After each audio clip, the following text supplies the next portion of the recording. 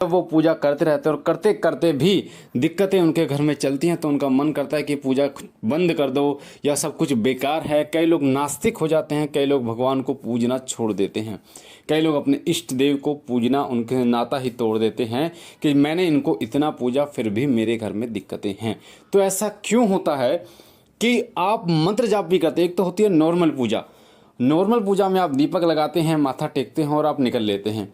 एक होती है जब आप थोड़ा सा पैर अपना आगे रखते हैं, अध्यात्म मार्ग में जब अपना पैर आप आगे रखते हैं उन चीज़ों को महसूस करने के लिए, जैसे किसी मंत्र का जाप आप कर रहे हैं, चाहे कोई भी मंत्र हो, किसी मंत्र का जाप आप कर रहे हैं आसन पर बैठकर, आपने धूना लगाया है या फिर आप भोग देते हैं, अग्यारी पर आप भोग देते हैं, उस प्रकार से जब आप करते हैं तब आपके घर में जो नकारात्मक शक्ति है फिर भी वो नहीं ख़त्म होती, फिर भी वो नहीं जाती। तो इसका कारण क्या है?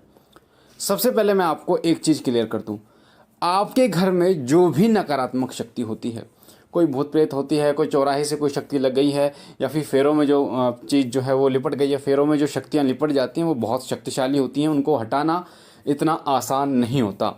तो जो भी आप पूजा पाठ करते हैं उस पूजा पाठ से आपके घर में मौजूद जो भी नकारात्मक शक्ति है जो आपको कष्ट देती है वो बिल्कुल हटती नहीं है। इस चीज़ को मैं आपको बता दूं, अपने अनुभव के आधार पर मैं आपको बता रहा हूं, वो चीज़ बिल्कुल ख़त्म नहीं होती। आप ये सोचो कि मेरी पूजा के द्वारा, जैसे कई लोग कमेंट करते हैं जी ऐसी कोई पूजा विधि बताइए जिससे मेरे घर में जो ये शक्ति है, मूठ है, वो ख़त्म हो जाए। तो ऐसा नहीं होता।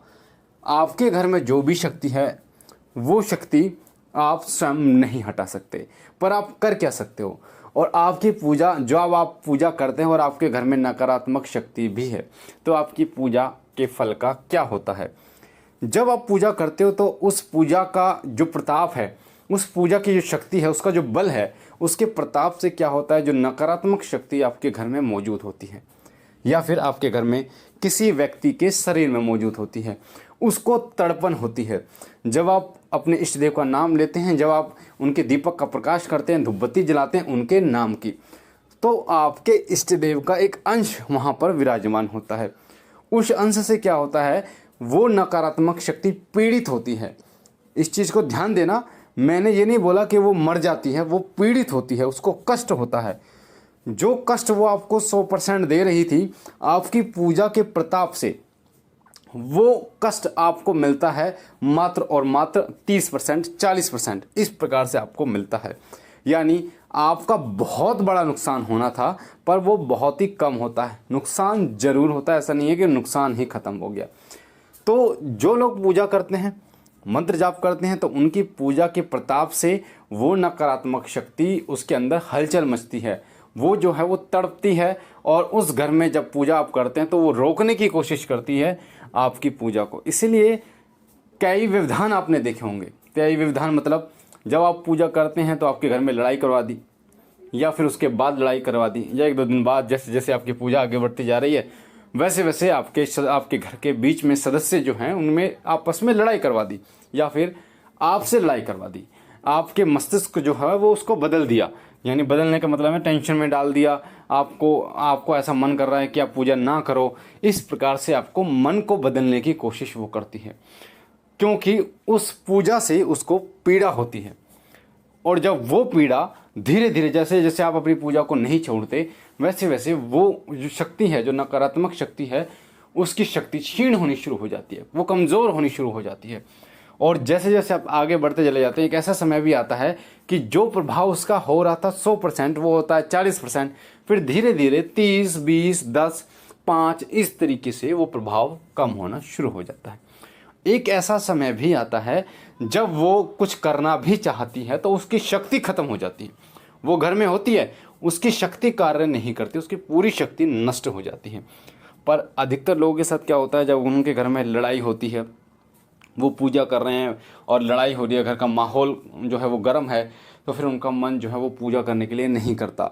वो सोचते हैं कि यार अब क्या पूजा करें, पूजा करते करते भी मेरे घर में ये दिक्कतें हैं, पूजा करते करते भी मेरे घर में ऐसी ऐसी परेशानियां हैं और इन परेशानियों का निदान नहीं हो रहा, ये जो परेशानियां हैं इनका निवारण नहीं हो रहा, तो मेरी पूजा करने का क्या फ़ायदा। तो ये बहुत गहराई की बात बता रहा हूँ मैं आपको, ये हर कोई आपको नहीं बताता और ना ही लोग इस चीज़ को समझ पाते हैं। तो कभी भी इस चीज़ को आप गांठ बांध लें कि अगर आप पूजा कर रहे हैं, आप किसी मंत्र का जाप कर रहे हैं, और चाहे वो कोई भी मंत्र हो, इससे कोई फ़र्क नहीं पड़ता, चाहे वो श्रावण मंत्र है, वैदिक मंत्र है, बीज मंत्र है, इससे कोई फ़र्क नहीं पड़ता। कोई भी मंत्र का आप जाप करते हो और उस मंत्र का जब आप जाप करना शुरू करते हो तो आपके घर में दिक्कतें बढ़नी शुरू हो जाती हैं। इसका मतलब आप समझ लो कि कहीं ना कहीं जो आपके घर में नकारात्मक शक्ति है वो पीड़ित हो रही है, वो कट रही है, वो नष्ट होने के कगार पर। नष्ट का मतलब उसकी शक्ति जो है वो क्षीण होनी शुरू हो जाती है। तो उस समय आपको इस चीज़ का ध्यान रखना है। बिल्कुल भी उस समय आपको अपनी पूजा, अपने मंत्र को नहीं छोड़ना। किसी भी हालत में आपको मंत्र को नहीं छोड़ना, निरंतर आपको उसका जाप करना है, निरंतर आपको उसमें आगे बढ़ना है। यहाँ तक कि अगर आप 7 माला जाप करते थे, आपको 11 माला जाप करना है आपको, यानी कि आप अपने जाप की संख्या को बढ़ा सकते हैं। तो जितना आप उसको बढ़ाएंगे उतना ही उसकी जो शक्ति है वो क्षीण होगी, और धीरे धीरे ये लगभग इसका जो चलता है, ये 20 दिन या सवा महीने तक आप कंटिन्यू इसका जाप करते हैं अपने मंत्र का, और आपके घर में दिक्कतें होती है तो ये इतने टाइम तक 20 दिन या सवा महीने तक टाइम लगता है। उसके बाद आपको खुद ये महसूस होता है कि जिस मंत्र का जाप आप कर रहे हैं उसका प्रभाव इतना है कि वो शक्ति अपनी शक्ति से आपका कोई भी अनिष्ट नहीं कर पा रही, और आपके घर में धीरे धीरे शांति होनी शुरू हो जाती है। धीरे धीरे लोगों के विचार मिलने शुरू हो जाते हैं, धीरे धीरे आपके जो काम हैं वो बनने शुरू हो जाते हैं, धीरे धीरे जो दिमाग गर्म थे वो ठंडे होने शुरू हो जाते हैं। तो ये जो प्रक्रिया मैंने आपको बताई ये 20 दिन या सवा महीने की होती है, तब तक आपको लगातार आपको जाप करना होता है। तो इसीलिए ये जो जाप है, जाप का प्रभाव बहुत तीव्र होता है, क्योंकि जाप जब आप करते हैं तो जाप आपके पूरे घर में एक रोशनी की तरह फैलता है, और वो रोशनी की तरह जब फैलता है, जिस प्रकार से रोशनी अंधेरे को नष्ट करती है, उसी प्रकार से इष्ट देव की सकारात्मक ऊर्जा आपके नकारात्मक, जो घर में नकारात्मक ऊर्जा है उसको धीरे धीरे नष्ट करना शुरू कर देती है। तो इस चीज़ को गहराई से आप समझिए ताकि आप ये गलती बिल्कुल भी ना करें। तो बाकी मुझे आशा है ये जो जानकारी है बहुत महत्वपूर्ण है, आपको समझ में आया होगा। इसको और लोगों के साथ शेयर कीजिए ताकि और लोग भी इस चीज़ को गहराई से समझे कि मंत्र जाप से फ़ायदा क्या होता है, क्यों उनके घर में इस तरीके की दिक्कतें आती हैं, इस तरीके की परेशानी आती हैं। बाकी आपसे यही कहना चाहूँगा, पहली बार हमारे चैनल पे हैं तो आपके सामने जो लाल कलर का बटन है सब्सक्राइब का, उसे दबा के चैनल को करें सब्सक्राइब, बेल आइकन को दबाइए, घंटे के निशान को, ताकि जो हम जानकारी डालें सबसे पहले आपको प्राप्त हो।